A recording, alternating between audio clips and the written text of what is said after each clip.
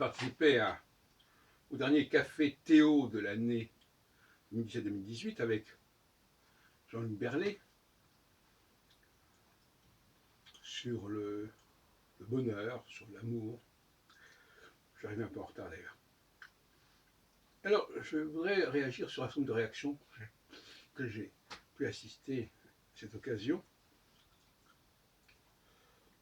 Il y a une conviction de plus en plus forte chez moi, c'est que les gens ne peuvent pas ne pas rester sur leur position. Et il faut le constater,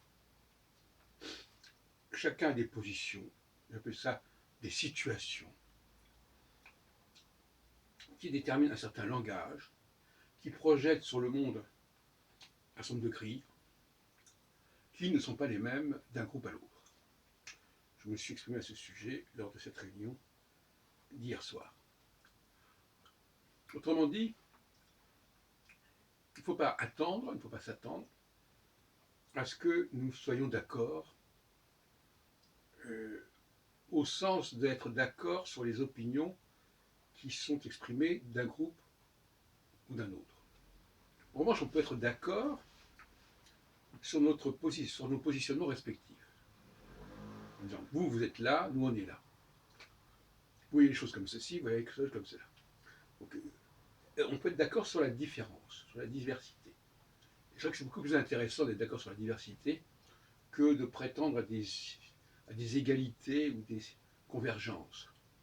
La seule convergence, je dirais presque en quelque sorte, la convergence, c'est justement la convergence des désaccords. Nous sommes d'accord pour reconnaître que nous ne sommes pas d'accord. Ou plus exactement, nous sommes d'accord pour reconnaître que nous sommes complémentaires, quelque part. Puisque quelque part, toutes les différences peuvent être vécues comme des complémentarités. Mais le réflexe actuel, ce n'est pas la complémentarité. Les gens ne pensent pas en termes de complémentarité. Les gens ne disent pas que telle religion est complémentaire de telle autre. Ça ne leur viendrait même pas à l'esprit aujourd'hui. Et justement, c'est ce que j'ai proposé. Or, la complémentarité, les gens s'en méfient parce que finalement, c'est toujours une forme d'inégalité. Des choses qui sont complémentaires sont des choses qui, je suis dire, sur des plans différents, qui ont des potentialités différentes. Et donc, c'est suspect. C'est pour ça qu'on préfère mettre tout sur le même plan. Et je ne suis pas d'accord du tout avec la stratégie des Moon, de monsieur et madame Moon, de révérend Moon et sa femme, révérend Moon qui est défunt, et sa femme qui est toujours bel et bien en vie, en Corée du Sud, l'unification des religions. Si ça veut dire que toutes les religions sont mises sur le même plan, non. D'abord parce que nous avons nos propres religions en Occident, qui ne sont pas les religions d'Orient, et par conséquent, qu'est-ce que ça veut dire l'égalité des religions? C'est comme si on disait, par exemple, que tous les présidents, tous les responsables politiques sont sur le même plan.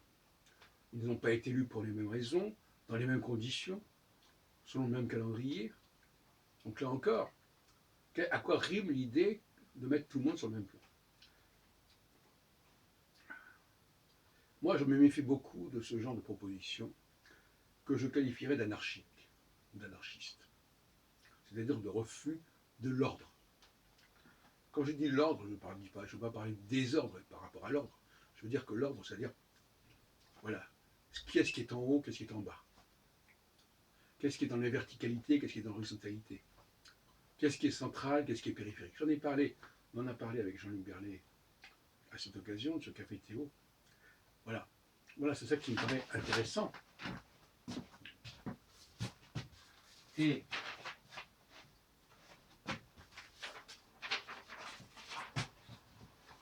voilà d'ailleurs la publicité là, de cette activité de ce soir. Pour une religion universelle de l'amour, par Jean-Luc Berlet.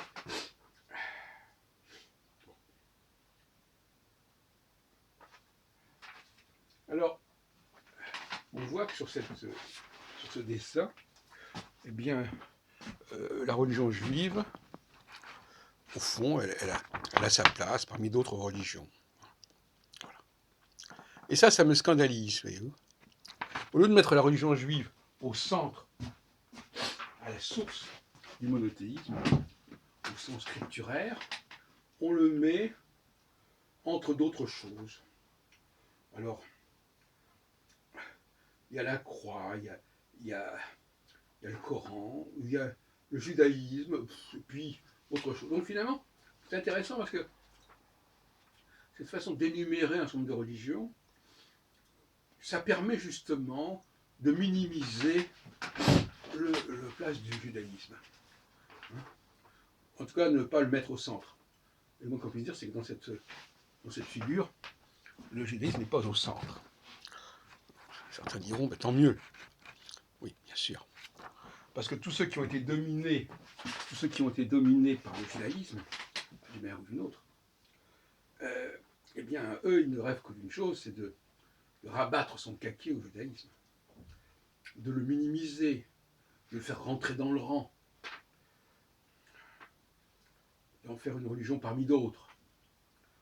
Et pour moi, c'est une forme d'antisémitisme et d'antijudaïsme, cette façon de ne pas reconnaître le rang du judaïsme, la préséance du judaïsme, disons, au fond.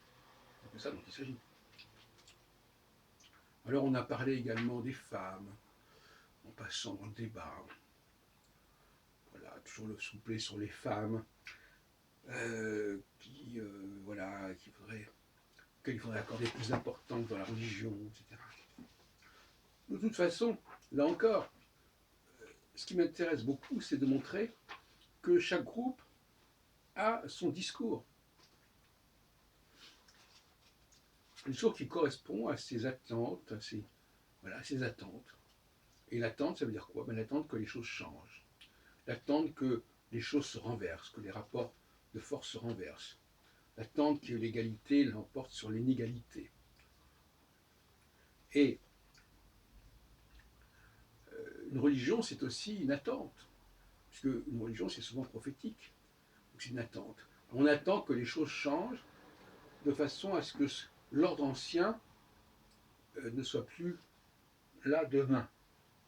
Or, l'ordre ancien, ben oui, voilà, alors les gens qui sont en dessous voudraient être au-dessus, en tout cas au même niveau que ceux qui sont au-dessus, qu'il n'y ait plus en dessous et au-dessus en quelque sorte. Voilà. Donc tout ça, ça me paraît dérisoire. D'autant plus que, de toute façon, on sait très bien que dans toute chose, il y a un centre, que ce soit en physique ou dans n'importe quel domaine, il y a des centres, il y a une capitale. Il y a une source aussi, des choses qui sont parties quelque part et puis qui se sont développées, plus ou moins de bonheur. Donc, moi, en tant que juif assistant à ce genre de réunion, je reconnais que j'ai un malaise. D'ailleurs, tout à l'heure, quand on parlait de la spécificité du judaïsme, j'ai dit que ce qui caractérise le judaïsme, c'est que il y a, parce qu'on Jean-Luc Berlet parlait de la complexité ou de la simplicité des religions, et bien il disait, pour l'islam il y a un seul Dieu, et je lui dis, pour le judaïsme il y a un seul peuple. Plutôt que de dire qu'un seul Dieu, j'ai dit un seul peuple. C'est un peu la même chose. Alors ce sujet, justement, je termine peut-être là-dessus,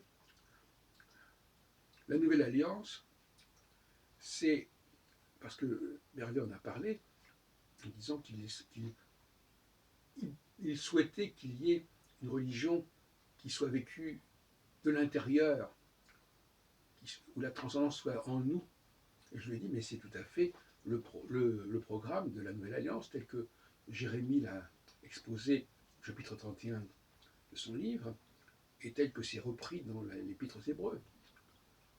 La seule chose, je lui ai dit, c'est que cette capacité à capter de l'intérieur et non pas l'extérieur, elle est a priori réservée aux Hébreux.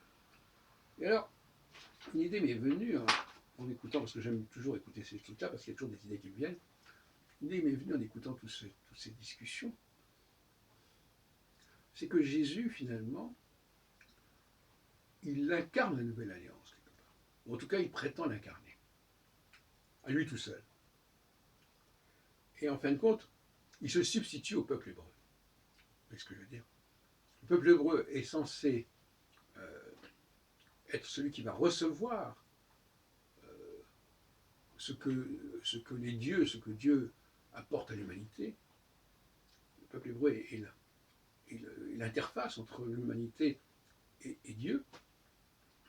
Et avec Jésus, c'est Jésus lui-même qui est l'interface. Jésus, l'hébreu, le juif, en tout cas pas le juif peut-être, mais enfin en tout cas le nazaréen, parce que c'est comme ça qu'on l'appelle, c'est pas tout à fait la même chose, parce que les nazaréens ne sont pas des judéens, ils sont des gens du nord, de l'ancien royaume d'Israël, de Samarie, d'Éphraïm, etc. Donc, voilà, il y a cette idée de... J'ai l'impression qu'on en arrive à cette idée qu'au fond, Jésus se substituerait au peuple hébreu. On n'est plus de peuple hébreu, on a Jésus. Mais au fond, c'est la même chose. Adorer Jésus, c'est quelque part adorer le peuple hébreu. Voilà les réflexions que je me suis faites lors de ce débat. Et voyez-vous, ça m'incite à écrire d'autres choses sur ce sujet. Parce que j'ai toujours eu l'intuition que cette histoire de nouvelle alliance, elle était mal posée quelque part. Ou elle était posée de manière un petit peu biaisée. Et là, effectivement, j'ai pris conscience qu'au fond, ce Jésus qui est inspiré par Dieu, par son Père, au fond, c'est